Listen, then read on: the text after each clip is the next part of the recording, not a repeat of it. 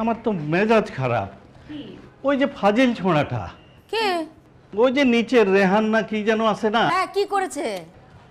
আমার নামে ওই যে রফিকের দোকানে অনেক সওদা ধার করেছে।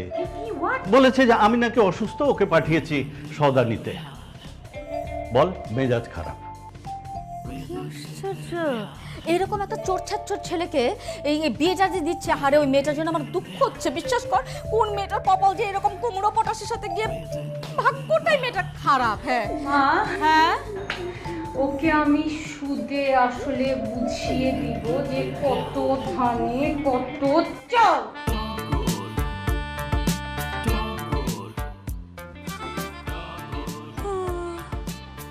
আল্লাহ, ও আল্লাহ, ও আল্লাহ গো, ও আল্লাহ, ও আল্লাহ গো, আল্লাহ, আল্লাহ গো, আল্লাহ, কি হয়েছে তোমার মা? আল্লাহ। তুমি কাঁদতেছো কেন? আপনারা কে? মা কি হয়েছে? আপনারা কে? আমরা এই যে এই বাসায়, মানে ওই রেহানদের বাসায় আসছি। আর কি বলবো দুঃখের কথা, এই ছেলেটার সঙ্গে আমার 3 বছরের সম্পর্ক।